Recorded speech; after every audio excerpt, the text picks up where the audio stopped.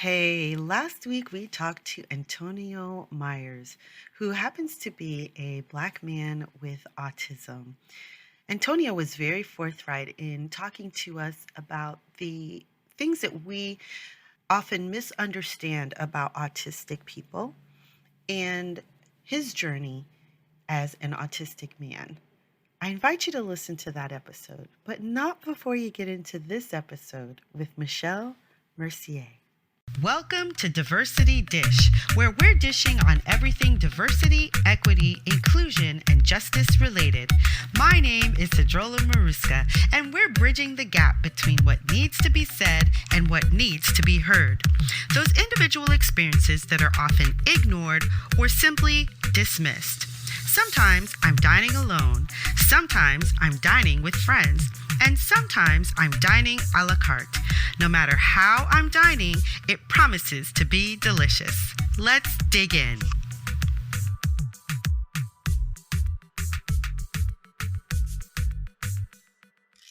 Michelle Mercier is a business strategy coach, founder of the Surviving Entrepreneurship Community on Facebook, and the host of the Resilient Entrepreneur podcast, which debuted on iTunes at number 15 on the U.S. entrepreneurial chart. Oh, welcome, Michelle. It is so good to have you here with me today. Yeah, thank you for having me. I appreciate it. I always love talking to you.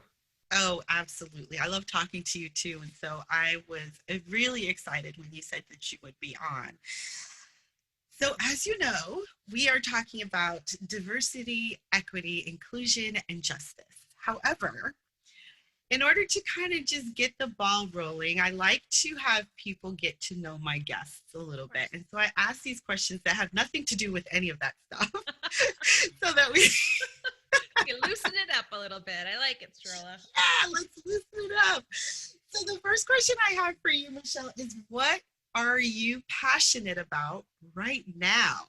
Oh, so much. So many things. Oh, should we say politics? Should we say, racism? Should we say all of the things? All of the things. Yes. That's just basically my all-encompassing phrase.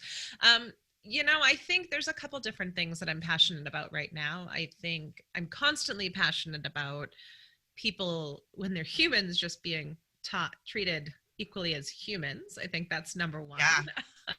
Yeah. Number two, I think it's making sure, more on a personal note, that my family comes through this crazy period in time well intact and more resilient with lessons under our belt. I think that's definitely something I'm passionate about right now. And then on the more just straight up professional level, I am very passionate about podcasting, as we were just talking about. Because we're both doing podcasts, and I just think it's a fabulous way to communicate and have great conversations. So that's kind of me right now in a nutshell. That's so awesome. Yes. One thing that I'm finding that's really exciting about podcasting as well is that I'm reaching out to people and saying, hey, I would love for you to be on my podcast and share your story. People that I don't know. So there are going to be a lot of people right now in the beginning that I do know personally. Like, I know you. I've had coffee with you. We've met in person. Most of the people that I'm talking to initially are those people, but I'm starting to grab other people and they're like, yes, I would love to. And I'm so excited about the stories that they're going to bring. So yeah, it's a fun and fantastic way to meet people and just kind of do the thing. It is. It's like the best of both worlds. You get to meet people and dive into their stories, but then you're broadening your network from a business standpoint. Yeah. There are so many upsides. Not to say that it's easy, because it's not easy on some things, but oh my gosh, it's worth all the craziness that comes with it, I think. Absolutely. So, do you think that your superpower is tied into your passion? And that is to say, what is that superpower?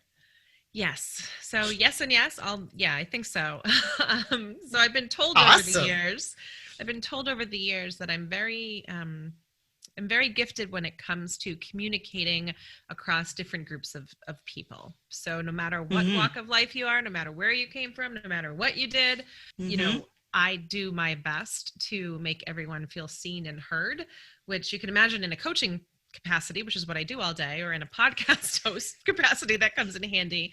But I think also just Yeah. as a human, it Yeah. comes in handy. I mean, I was taught at a really young age, when it comes to especially the job market. My mom cleaned houses growing up. She busted her ass, multiple jobs. My dad worked in a prison. She once Mm-hmm. said to me, there's a job for everyone. There's a role Mm-hmm. for everyone in this planet. Like, there's just because you are in a corporate job doesn't make you better than somebody cleaning houses or vice versa. That's right. Yep. So I've always kind of kept that in the back of my head. And same thing goes for Mm-hmm. business. I don't geek out or get awestruck or starstruck very easily, because of people are people. That's kind of how I view it. Right. And I think that Right. comes in really handy as a superpower, I guess. It absolutely does. It absolutely does. And I think someone else I was talking to, and I said that, and they said, well, somebody might not think of this as a superpower. And I was like, no, whatever it is that you do well, that is a That is your superpower. superpower. That is the gift from God that they've planted in you and you are bringing to the world. Like, Yes. that's how I view it. Yeah. Yes. Sometimes we undervalue our superpowers because we think everybody can do it the same way that we do it. And that's not true. So yeah, I totally agree with you. Yeah, and I think I learned from a business standpoint as well. I'm very quick when it comes to business, and I do a lot of things well, and I think big and can think in the detail. And I Yep. forget that not everybody can do that either, because I just think it's normal. The way Right.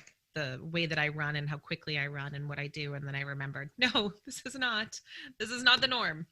So be aware. Right. Yeah. Yes, yes. And so it's so important to actually be aware of yourself, Right. to go inward and be aware of yourself, and to be aware of what it is that you bring that no one else can bring. Yeah. Because especially if you're an entrepreneur, then you can say, this is my sweet spot because this Right. is my superpower. I'm going to exploit this superpower to the best of my ability because clearly this is what I meant to put out there. And then so you know what you need to outsource if you need to outsource something, and you know Right. where you don't need to go and fumble around. Right. That's not to say that you stay in your comfort zone. It's just No. to say that you use Yeah. your power and get out there. And it's not to say that you use that power perfectly, because there's no way I've done that. Right. That's impossible. Right. So I'm sure I've insulted somebody along the line. I'm sure I've been rude or something, or pissed somebody Sure. off. But I think Right. that is never my intention, I think. But sometimes Right. intentions, they lead to hell, right? So Yes. paved with good intentions, right? But I think when you come back to that intention behind it and you keep trying, or you keep, going back to the level of self-awareness and trying to evolve, then, you're doing Right. the best you can with the gift you've been given.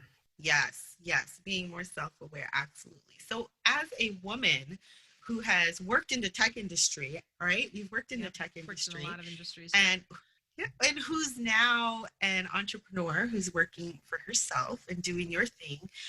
I'm sure you have a lot of stories that can come to mind about things that have happened to you that people wouldn't believe would happen like in a normal course of life, but actually did, and very much related to the fact that you are a woman. So you are considered kind of on the periphery of things because Right. we know that it is kind of a white man's world. So right. So Yep. would you tell us about that, and tell us a little bit about what might have happened. Yeah. So I mean, I don't even know if we've talked about this, but before the tech world, I worked in entertainment. So Yes, music. yes, music and theater and stuff like that. So and even Yes. before that, I was thinking a little bit differently, because just a little bit of a sidebar. I'm Catholic, and I went through confirmation classes, and our parents had Yeah. to attend these things with us where people would come in and speak, and I was the person, always kind of causing a stir and asking the questions about abortion, asking the questions that maybe they didn't want to hear. And I remember my mom getting a call from her friends and being like, "Can you shut your daughter up?" Like, and I was like, "What?" Like, because It never made sense to me that women Yeah. or anybody else was less than. Like I just, again, Mhm. I don't see that, or I do my best not to see Mhm. it as that. But Mhm. as I went into college, or I went into even after college, I came out with a music and theater degree, which meant, you are your product. So Yes. many times when I'm stepped in and I've been told I'm too fat, I'm too this, I'm too that, all of the things that go Yeah. with that. Yeah. Yeah. Yeah. And Yeah. I had a roommate, and I was at a mass audition in, where was I, Florida, Orlando. Mhm. And she was approached by an agent who said, we're happy to sign you. And it was an agent out of Beverly Hills, big deal. But you have to Yeah. have a nose job.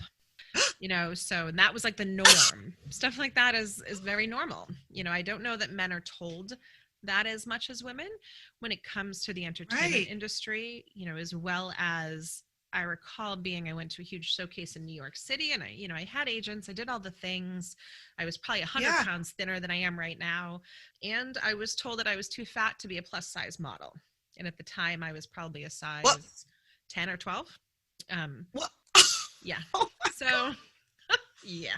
I mean, and these are just like the things that are kind of sticking out in my mind, not necessarily Yeah. that constant undercurrent that's running through about look a certain way, act a certain way, be a certain way, and Right. Right.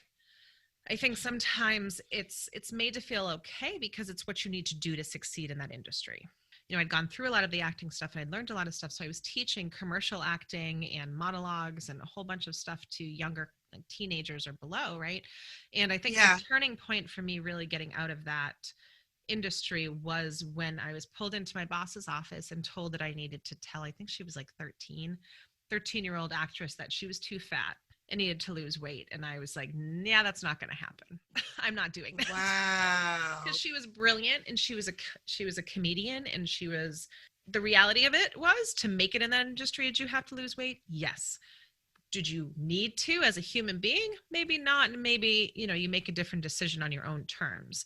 But I mean, between Right. that stuff and the level of I remember sitting on an all male production team for a play, a new show that was going up, and the comments made about the choreographer, who is also Mhm. technically a member of that team, but the comments made about her ass, about, how hot she is, about this, about that, was commonplace, in a Yeah. professional Yeah. setting, Mhm. which I just can't Wow. imagine women sitting around and saying the same thing about men. Also, Men. not that we don't, Right. I guess, on some level, but not like that in a I think that professional I setting. think that we do, but I don't think that we do it like we wouldn't sit in the office and go, have a male coworker walk by and go, ooh, Ooh, look at you his know, ass. Like, no, look like at better look at things to his do. ass.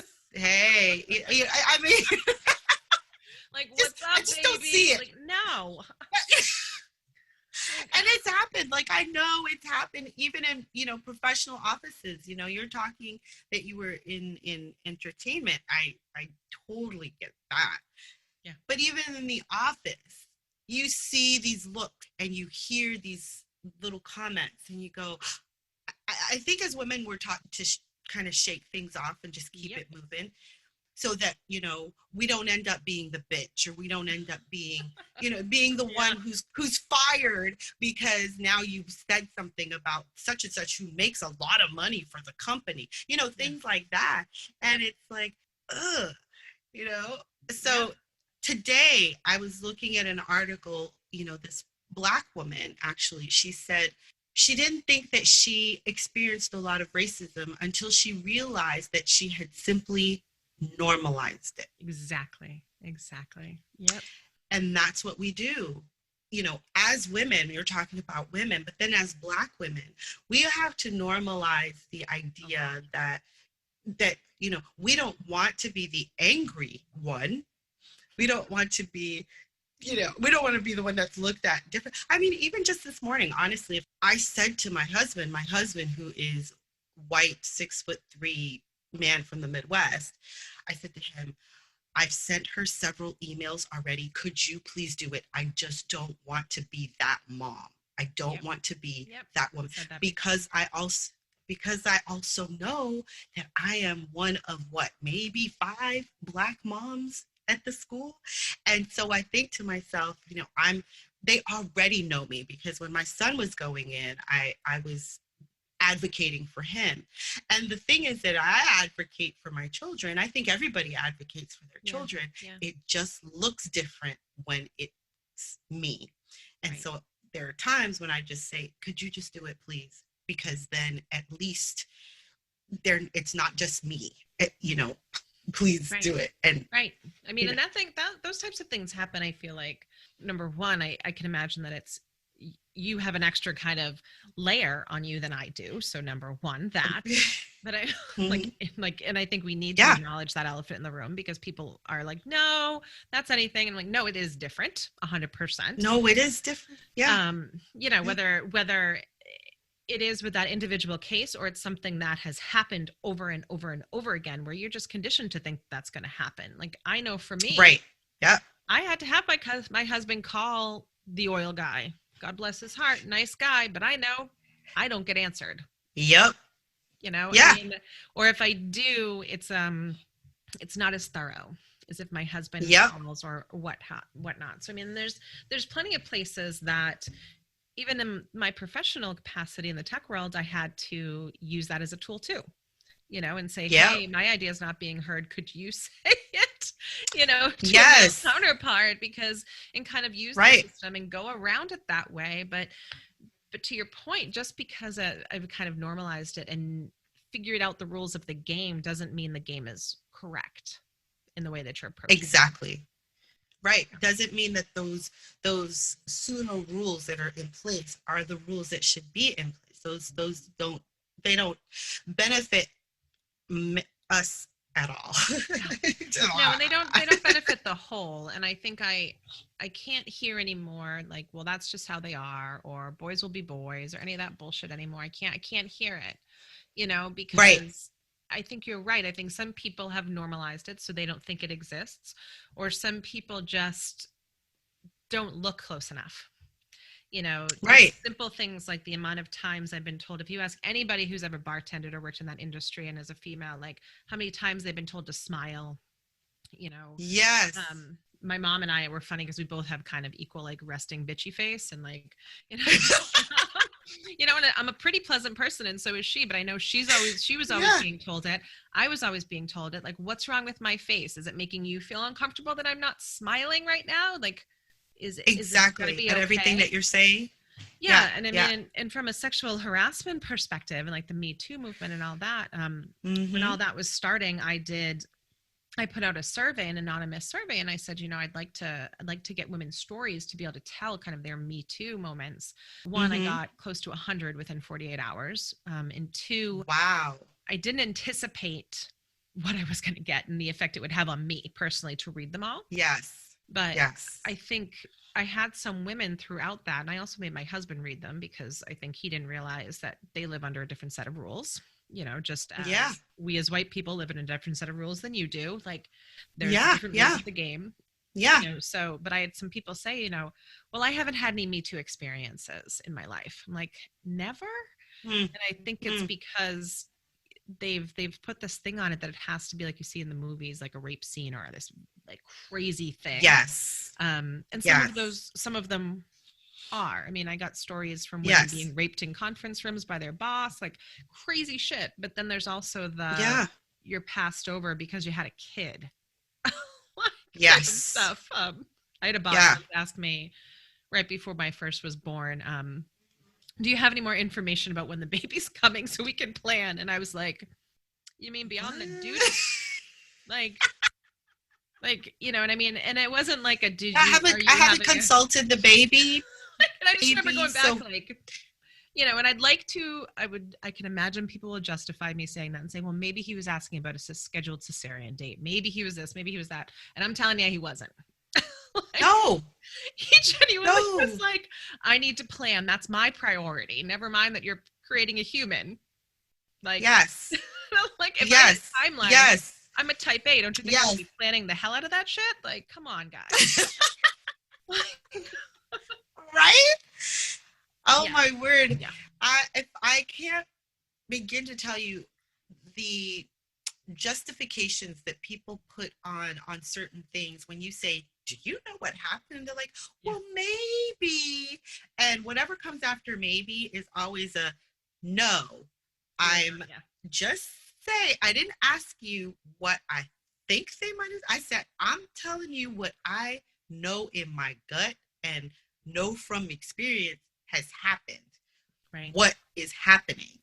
And people will still go, maybe you're just overreacting, or maybe it's just in your mind, or I That's my don't believe favorite. that that person is such a good person. They would never do something like that. And I'm like, well, maybe they wouldn't if they were seriously conscious of what they were doing. Right. But I don't Yeah. think they're always conscious. People are not Yeah. always conscious Exactly. about what it is they're doing. Good people can still have unconscious bias. Good people have still Absolutely. been through situations in their life that have caused them to have judgment about others. Like that is the way of Yeah. life, and they will always see things through the lens in which all of their collective experiences has created. So there's Right. often a lot of times where I talk to clients and I help them figure out what to own versus what not to own in terms Yeah. of what somebody is saying or doing to you, because you have to put it, number one, that it's coming through the filter of their experiences throughout their life, and number two, that it's Yeah. coming through your filter. So make sure that Mm-hmm. you haven't attached something to it that's not really there.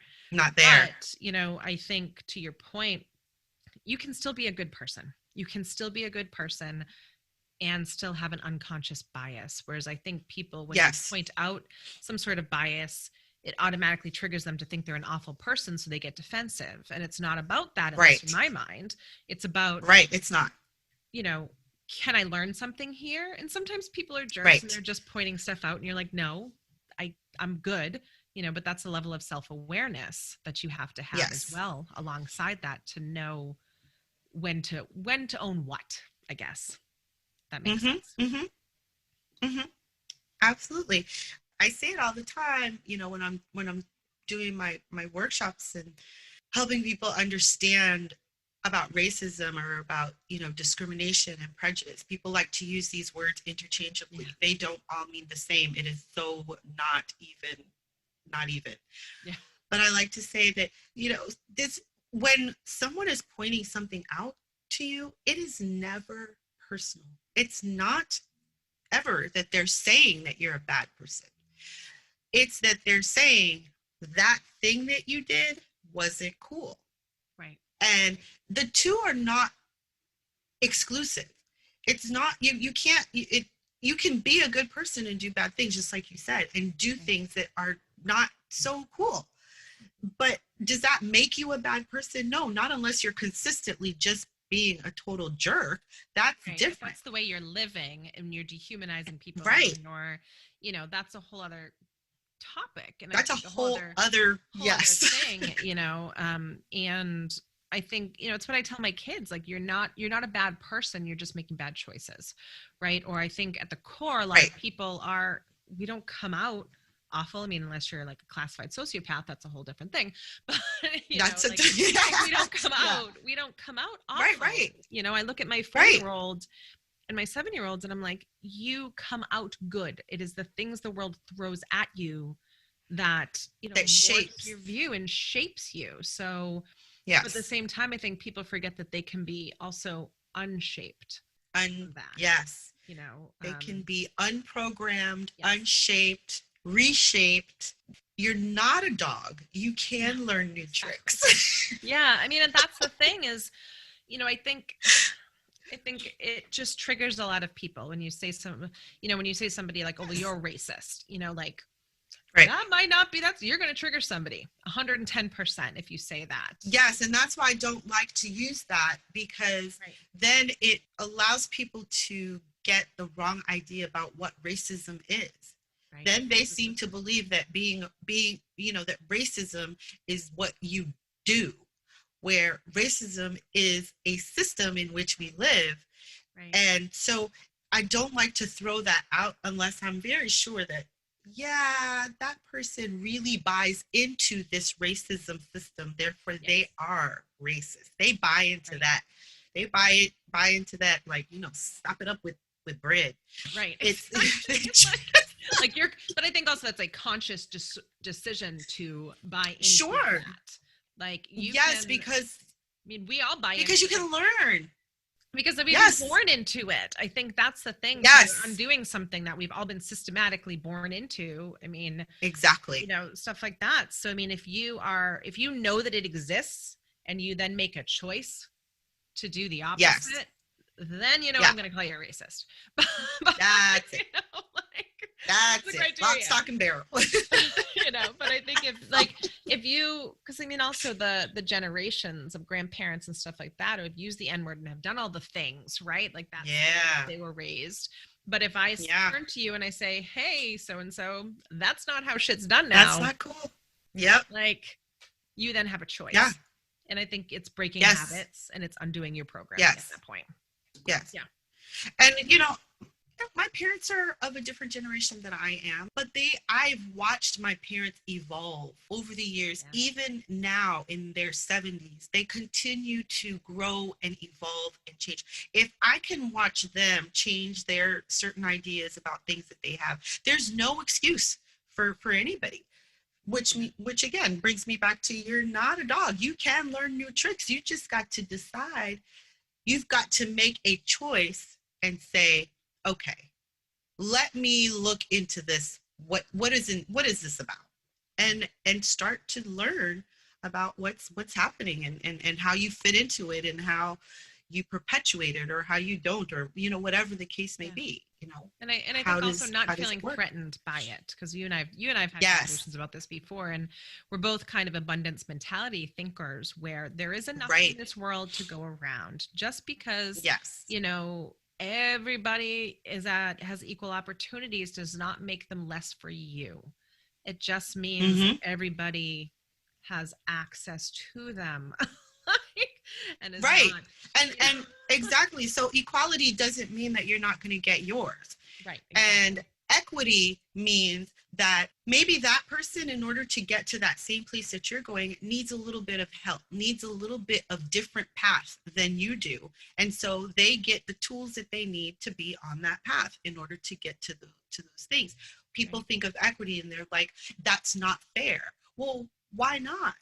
I Yeah, mean, if we're going into a building, there should be a ramp and there should be stairs. Is that fair? That's equity. exactly. That's just equity, right? So that someone in a wheelchair, someone who can't navigate stairs, can navigate the ramp and get to the same place. Right. That is what equity is. And I find that people find it so hard to understand that. It's like, no, it's simply giving people what they need. Right. And when you take things away and then you say, get there on your own, Doesn't work. look, the playing field is even, but I don't have cleats on. Yeah. Right. The playing field is even. I mean, You I know? worked a decade or almost a decade in tech. I'm telling you, it ain't even. 110% in the entertainment industry, not even. Not Motherhood, even. not even.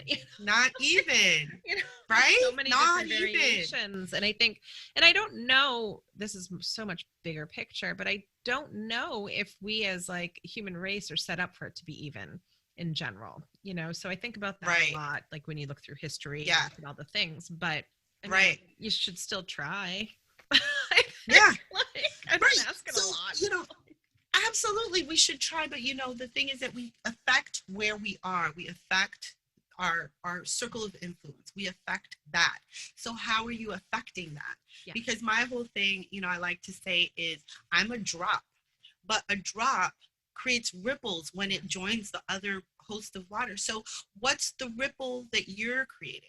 What Exactly. ripple are you creating, and then allowing for the next person to create that ripple? Right. Because sure, it's a huge task. I mean, you can't look at it and say, well, can't do anything about that, and Right. and just live in that area. No, and So I we think it think can be about that. overwhelming. But yeah, I think you Oh just my gosh, yes. But I mean, especially as women, I was just speaking to somebody about this Mm-hmm. last night. Women, mothers, whatever it is, like we're the caretakers, and I think it's Yeah. when Matt Travis always says, like, he works primarily from a health perspective with the women because he knows Yeah. he gets the woman right, it's going to ripple through her friends. It's going to ripple, not to say guys won't all the time, but it's going to ripple Yeah. through the household. There's so much of a bigger ripple effect. And I think that's how I've always viewed kind of the questions I've asked and the way that I've approached things, not necessarily as like a savior, but as a, if I can point this out and it gets through to one woman, Right. or one person who feels less than, cool. Like that's job done. Right. Absolutely. So what, in your opinion, what are some of the opportunities you feel? And, since it's so huge, let's narrow it down to kind of opportunities that might be missed in an entrepreneurial sense when it comes to being more equitable or diverse or, inclusive with business. What are some Right. opportunities? I mean, number one, you may miss out on revenue. I mean, that's kind of like a Oh bottom line. my. Yeah. Hello. Like, but I mean, not to be insensitive, but I'm just saying, like, that's from a It's strictly true. business perspective. Like, so many companies Yes. who are not bringing, you know, full equal representation to these tables when they're creating marketing campaigns and sales campaigns and all the things, like, you're leaving Yes. money on the table. So, as much as you Big think you are time. doing the opposite of that, you are Hmm. most likely alienating a group of people if you don't have, equal representation in your marketing teams and stuff like Hmm. that, so that you can say, hey, don't, the majority of our customers are Jewish. Maybe we shouldn't be just putting out solely Christmas ads, whatever that example looks Of like. course. Yeah, Um, absolutely. and it's not to say that you can, as a company, please every single group, right? Because that can seem like a daunting task too. But you know, Sure. just expanding your horizons, just asking different questions, just saying, hey guys, have we done the same thing and done business with the exact same group of people, same demographic for 30, 40, 50 Hmm. freaking plus years? Should we Hmm. maybe, I don't know, audit Grow, it, expand. grow? Like, I know, I don't know. I Yeah. I'm a big fan of the, Yes. like, definition of insanity, doing the same thing expecting different results. But I Yes. think you see a lot of entrepreneurs and a lot of companies who disguise that as, if it ain't broke, don't fix it, don't mess with it. But Hmm. I think it depends on how you want to show up in this world too, though. Like, do you Yeah. want to, in good conscience, be a company who is only representing one facet of humanity? And if that's your choice, Yes. I Then guess, hey, yay. But, at all least right. ask the questions. At least ask the questions as an entrepreneur, as a business. Right. I think that is absolutely spot on. They need to, I talk about the cost of racism, and people in finance talk about the cost of racism. I watched an interview with a financial analyst on Wall Street, and she was talking about how racism right now costs America, which means Americans, which means us, all of Mhm. us, approximately $1.3 trillion a year. And she said, that's not even the worst part of the story. The worst part of the story is that 10 years from now, it's going to balloon up Right. to about $5 trillion that companies, businesses, we're all leaving on the table because we want to stick to a system that is completely unnecessary, completely outdated. And so I always have that problem when people say, well, this is how we've always done it. Oh, I hate that Oh, phrase. I hate that phrase. I Lord, hate if it. that's the way you've always done it, Ugh. it's time to look at it. And just from like a Look at it, business please. strategy perspective, like, I'm like, that's how you've always done it. Well, you know what? The world is not the same as it was, God, 5 years ago, 10 5 years years ago. ago. I mean, so as a good business person, you should be reevaluating the landscape and adjusting accordingly. Because Yes. complacency is, like, to me at least, the kiss of death for a lot of entrepreneurs and a Mm-hmm. lot of businesses. I mean, look at, I'm thinking Mm-hmm. right now off the top of my head, like the JC Penney's of the world, like these massive, Yes. huge flagship stores. And again, that doesn't necessarily have to do with racism, because I don't know, it's just the way of the world in a way. Um, the Sure. way that we're going in the Amazons and all that stuff. But, when you really look at that landscape, that is a big change. That's huge.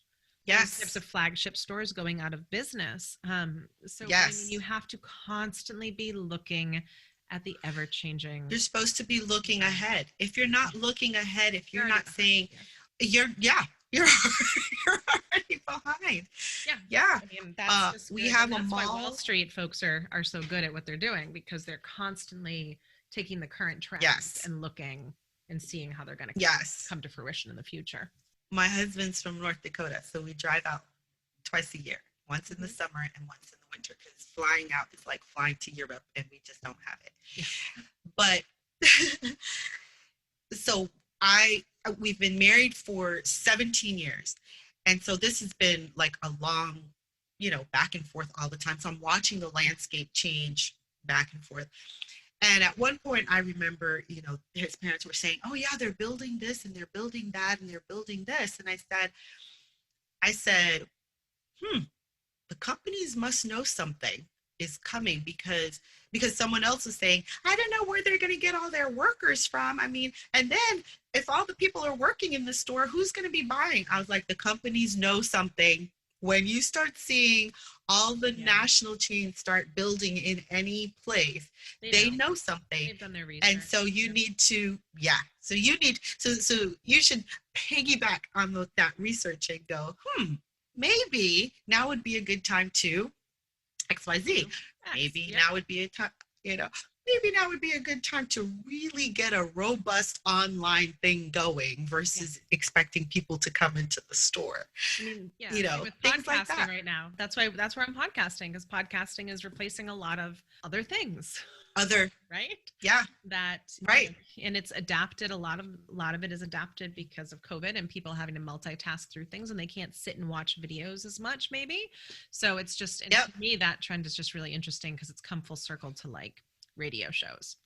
Right? Like back in the Yes, day, and I'm like, it oh, here. has. I was listening to one on NPR for the kids the other day, and I was like, oh wait, this is because the theater person in me is like, this is a radio show, like with the old like the sound effects and the stuff, and I'm like, there's typically no new ideas. They're just new timing and New, new ways of yes, executing them. new ways of executing them. Absolutely, absolutely. You're so right. So let's think if we're sitting here, you and I, if we're sitting maybe not here in our respective homes, but Yeah. maybe we're sitting somewhere and we're toasting, we're having a drink in about a year or two. What do you think has shifted in the landscape to make us be in this celebratory mode? I have like a really long wish list for that. Well, let's go with the top two, I know. maybe. I'm like, so much because I'm a big dreamer. Um, Yeah. I would I would like to hope that we're celebrating a less divided nation, but I'm also not that Yes. naive to think that that's going to take a while. But I think Yeah. that would More be than one. 2 years, I think. Yeah, yeah. I think because how long is it taking to get that way, right? So I would Yes. I would like to think we're celebrating that, but I will also take equal pay. I will also take a female president. I'll take a Oh lot my of things. gosh. Uh, so, Oh um, my gosh. but Yes. I think on the micro level, just I would toast the more female entrepreneurs that I see coming up because we're growing rapidly, especially in different Yes. across the races and stuff like that. I would be toasting that. I think people ask me like, why do you work primarily with female entrepreneurs? And I say because again, that ripple effect. Not that I wouldn't work with a guy because I absolutely would, but we Mm-hmm. think a little differently, and the Mm-hmm. the playing field is a little different for us as well, culturally, Mm-hmm. all of the things. So for me, I Mm-hmm. guess on that Mm-hmm. micro level of things that may be doable in the next few Yeah. years Yeah. is just toasting all of the amazing female entrepreneurs that we've seen kind of expand in our networks. Yeah. And I love it. I love seeing it too. Definitely. So, is there anything, if you could step into my shoes and ask me anything, is there anything that I did not ask you that you would have liked to have answered? I don't know. This was a lot of amazing conversation. So I think so yeah, I mean, too. we covered so much ground. So I think this is just amazing. I think the one thing that I would say to people and just remind them if you're listening is that, it is a big world. And I like to Big. teach my children this too is, you know, outside of your town, outside of your little circle that you're in, and nothing against it, because I am a big believer of like creating your team and, keeping the people that you trust Mm-hmm. closest. But that shouldn't stop you from going and asking questions in a respectful manner of people who don't look like Mm-hmm. you, don't act like you, from other countries, any of Mm-hmm. the things. And it doesn't Yep. have to be a huge undertaking, but it could be, small things every day. It could be small things every week. But just to Yep. remind yourself that you are a drop in a very big, diverse world.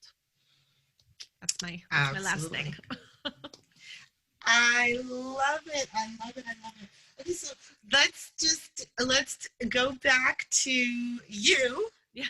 and I would like to know, after all this amazing information that you've shared, how would you like people to remember you when you're gone? I think about this a lot. I think it's because of is it Stephen Covey when he says, is it him Yeah. that says like that when you show up to your funeral, like who will be there, how will they remember you? Yes. And I would always like to be remembered as number one, somebody with a deep level of integrity. Maybe not Yep. perfectly throughout my life because that's impossible, but I've tried. Sure. And Sure. I've also would like to be remembered as somebody who saw people, and didn't just kind of glance Yeah. over them as human beings, and did my Mm-hmm. best to say, I've had people say to me before, when I'm speaking to you, it seems like you really care and like you're engaged. And it's like, well, it's because I do. I mean, I can't always because I'm a Mm-hmm. human. There's only so much energy to give, and I have to put boundaries up Yes. sometimes for my own sanity. But, I would like to be remembered as somebody who gave a shit, quite frankly. Yeah. I know that's like a really Yes. kind of blunt thing, but Yeah. Yeah. um, Yeah. there's too many people in this world who feel like they're jaded or not seen or have been, unjustly treated or whatever that is. And I'm not going to solve it all, but I can Mm-hmm. make an impact in my circle. Yeah. Yeah, you can. Absolutely. I love it. So we're diversity dish, and we've just dished on a lot. I know. I did. But honestly, I would like to know, what is your favorite dish? What is that food that just makes you go, Oh, yes? so many, so many. Well, I cannot eat I think gluten every time I anymore. ask the question, people are like, just one? I know. I'm like, I can't eat gluten anymore. And I've been recently told I shouldn't have dairy. So I'm like, well, this kind of sucks, guys. Like, what? Oh, Because I think in my geez. life, I would say like mac and cheese, grilled cheese, like anything with cheese. Yes, you can't. Oh my Now I will say anything with God. veggie cheese or vegan cheese or whatever the hell that is. Yeah, But I yeah, think yeah. if all of the things were kind of taken away, um, I just like a good meal that is not prepared in my house. I know that sounds silly. And my husband does all the cooking because I suck at it. I always say nobody wants to eat what I cook. Yeah.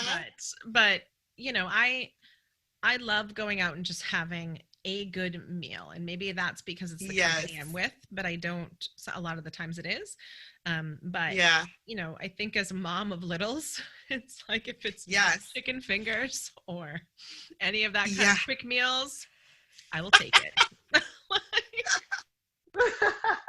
But my son now, of course, he's 14 years old and he's loved food forever. But now he's really getting into, Mom, let's go get some steaks because I want to make them this way. And I'm like, look, I will get whatever you want to make if you're gonna make it because I'll be happy to eat it.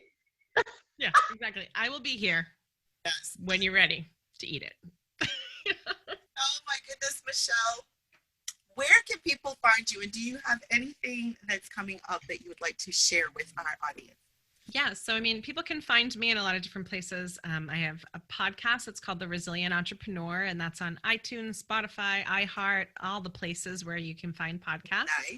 Nice. So I'd love people to go check that out because we do some real world stories as well as, just Yes. good old fashioned business advice, as well Yes. as my website is createhonesty.com, and my handles across all social media is Create Honesty as well. And that's Instagram, Twitter, Facebook, and I also have a really amazing community called the Surviving Entrepreneurship Community that if you just type that in Facebook, you'll find us there, and that's for female entrepreneurs as well. Fantastic. And I have been on your podcast, so I can vouch for. Yeah. It was awesome conversation then. It was awesome conversation today. Thank you so much for being here, Michelle. I think that all my listeners are going to find a lot of value in everything that you had to say today. Good. Thank you for having me. I mean, I've said it a million times. I love talking to you. And I think every time I come off a call with you, I've learned something else, or I've learned, come out with a different point of reflection. So I really enjoy our conversations. Oh, that's so awesome. You're so sweet. Thank you. Hey, did you enjoy that episode? If so, please be sure to subscribe, download, rate, review, and share. It would also mean the world to me if you became a patron over at Patreon. The information is in the show notes. Thank you, and we'll see you next time.